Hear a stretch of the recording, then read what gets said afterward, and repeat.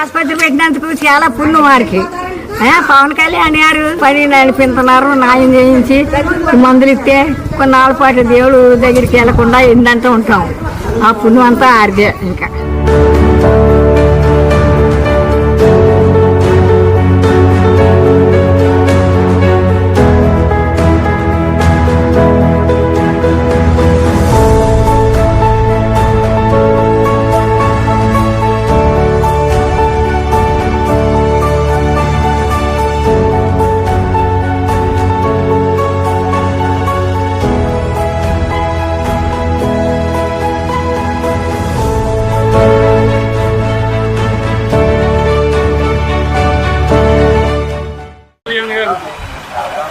పోటీ చేసిన తర్వాత గొల్లప్రోలు ప్రజలు కానీ పిఠాపురం నియోజకవర్గ ప్రజలు కానీ చాలా చూస్తుంది.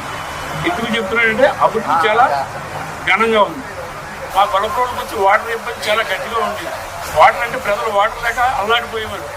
అలాంటిది మన పవన్ కళ్యాణ్ గారు వచ్చిన తర్వాత వాటర్ నిమిత్తం 72,76,000 రూపాయలు శాంక్షన్ చేసి వటా వడ్డీన తాడిపెత్తలో కొత్త బోర్ ఏర్పాటు చేసి నీటి వెత్తడి ప్రజలకు ఎవరికి లేకుండా నీరు పైప్ లైన్ లేని చోట ట్యాంకర్లు పంపించి అందరినీ మున్సిపాలిటీని ఎలక్ట్ చేసి నీరు అన్ని పేటలకి పంపించి మంచి కార్యక్రమానికి శ్రీకారం చుట్టడం జరిగింది. అనేక కార్యక్రమాలు చేశారు.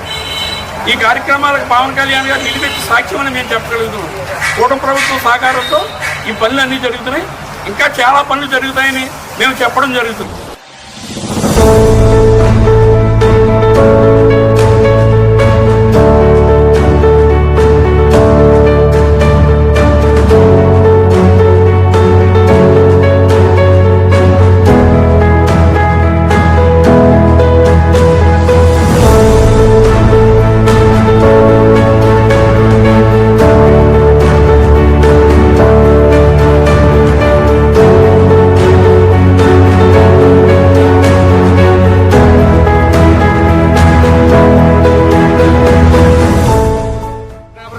పవన్ కళ్యాణ్ గారు ఎమ్మెల్యేగా గెలిచి ఉప ముఖ్యమంత్రి అయిన తర్వాత ఈ ఇద్దరు నాయకులు కలిసి ఆలోచించి మళ్ళీ ఈ పథకాన్ని పునఃప్రారంభించారు. అలాగే స్కూళ్ళలో డొక్కా సీతమ్మ మధ్యాహ్న భోజన పథకం మా పవన్ కళ్యాణ్ గారు ప్రారంభించారు. అది చాలా దిగ్విజయంగా జరుగుతుంది.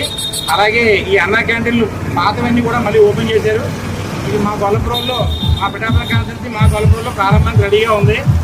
ఈ విజయం అంతా కూడా కూటమి ప్రభుత్వం. జై పవన్ కళ్యాణ్.